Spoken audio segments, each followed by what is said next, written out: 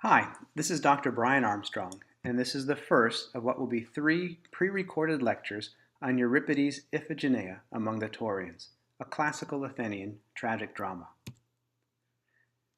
Our understanding of classical Athenian tragedy is shaped in large part by the work of Aristotle, a Greek philosopher of the 4th century BCE. Aristotle is the most famous of Plato's students, and Plato is the single most important philosopher in Western civilization. Plato argued that tragedy should be banned from the ideal city, unless a proper defense of its role could be offered. Aristotle attempted to offer that defense. In order to understand Aristotle's defense of tragedy, we need to understand the basics of Aristotle's view of reality. Aristotle believed that everything had an essence that made it what it is. The essence of a thing gives it an end, a telos, at which it aims. Its activity or function makes sense only in terms of that end. A thing is perfect or complete, teleos, only if it accomplishes its telos. In other words, only if it fully realizes its capacities in achieving its aim. The function of the human, for instance, is to choose. This capacity is what makes humans unique among animals. The best human is the one who chooses well. Such a human realizes his end, which is eudaimonia.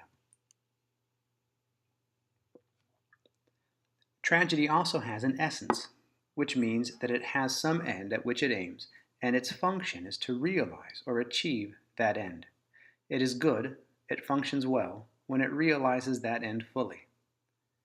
According to the classical Greeks, the function of tragedy was a particular kind of katharsis, which was achieved in a particular kind of way, namely in accord with how a tragedy functions. The function of a tragedy was to present a praxis, or action. Furthermore, the action could not be just any action, but one that aroused both pity and fear in the viewer as a result of the suffering experienced by the agent of the action because of the action. The witnessing of this action would provide the particular catharsis for the viewer that is the aim or end of tragedy. The idea of a praxis that harms the agent who is actively doing the act in such a way that others experience pity and fear upon witnessing this is a bit abstract. Let's try to look at some examples that will help us to break this idea down. Imagine that you are walking along the street and you see a person whom you know to be good on the other side of the street. Next, imagine a tiger suddenly jumping out of the bushes and attacking this decent person. First, you would experience the passion of pity. Pity is what we feel when we see an innocent person suffer. Second, you would experience the passion of fear, because you realize that what is happening to that other person could happen to you.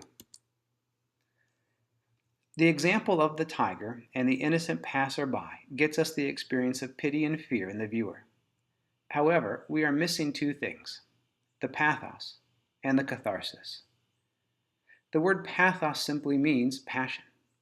Passions include things like love, fear, pity, greed, anger, and lust, although it more generally means what one undergoes, and our word passive is derived from pathos. However, in the context of tragedy, a pathos means passion with a capital P. It is a great suffering that the main character experiences as a result of the central action. The central action must thus lead to great suffering. A common action in tragedies is killing, one human killing another. Killing quite obviously harms the victim of the act, and we now know enough about tragedy to know that if the victim is innocent, we should pity him or her, and perhaps even fear that we too might be killed. But how, we might ask, does the act of killing cause suffering for the killer? Furthermore, how does it cause suffering for him or her in such a way that we pity the killer and fear with and for him or her as well as the victim? In order to understand this, we need two concepts, hamartia and miasma, and an example.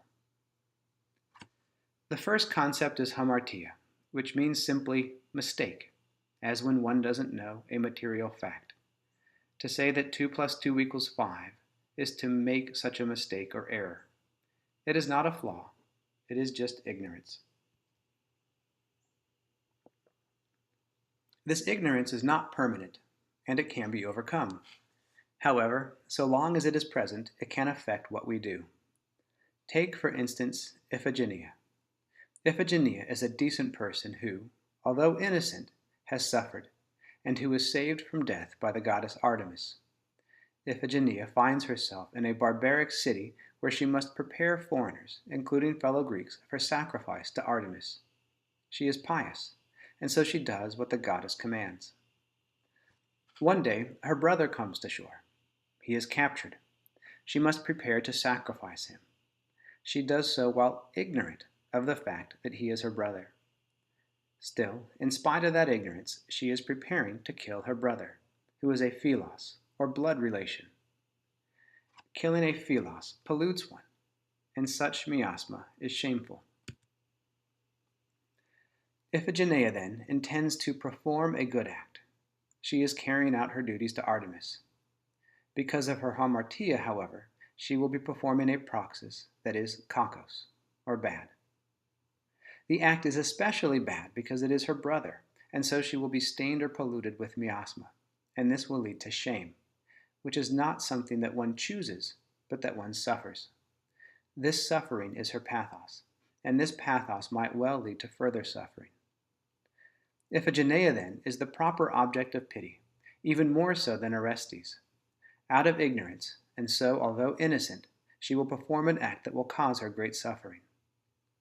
Her situation also arouses fear that we are capable of doing bad and being stained as a result of our own ignorance, especially with respect to those who are philoi, or close to us. So we can now see what sort of praxis a tragic play presents. It presents us with a decent person who, through some hamartia, intends a praxis that appears kalos, noble, or good, but is in fact kakos. Such a person will suffer miasma as a result of this action, and it is plausible that a generally similar fate might befall us, such as harming a loved one because of ignorance. But how, we might still ask, does this produce katharsis? Keep in mind that katharsis can mean a purging or a purification, either a getting rid of or a making better. The aim of tragedy was not so much to purge as to purify. It aimed to better our sense of who deserves pity and what ought to be feared. However, it also involved an element of pleasure. So what then is the pleasure found in the tragic catharsis? It is not found in the release of pent-up passions, such as pity and fear. It is also not found in watching the suffering of the characters. Both those pleasures might be experienced in watching a tragedy, but that is not catharsis, and not that at which tragedy aims. Rather, the pleasure is found in improving one's beliefs. In other words, it is found in learning something that helps one to overcome ignorance and that helps one to face the fear that the tragedy invokes. To see how this works, we need two final elements of a tragedy: the reversal, or peripetia, and the recognition, or anagnorisis. The ideal tragedy, according to Aristotle, meaning the tragedy that will most fully invoke pity and fear in a way that leads to catharsis, is one that involves the following. The general trajectory of the tragedy involves a change of fortune. That trajectory is ideally from good to bad. Thus, both Iphigenia and Orestes were saved, but now the one seems fated to kill the other. However, through an anagnorisis, a recognition, the ignorance is removed and they discover their true relationship. This recognition brings about a peripetia, a reversal in the trajectory of their fortune, such that a good outcome is achieved. We'll stop there. Our next task is to come to understand in class just what the danger is that the play represents. It should be a universal danger that we all face. And we need to come to understand what we learn from this tragedy that will help us to face the fear, the danger, courageously, and avoid the kind of kakos praxis that might pollute us. Then, in the next pre-recorded lecture, I will place this play in its classical Athenian context, with a focus on its role in Athenian life and how it displays the classical values such as harmony, balance, and order. And there is a typo. That should be ITS, not IT, apostrophe S.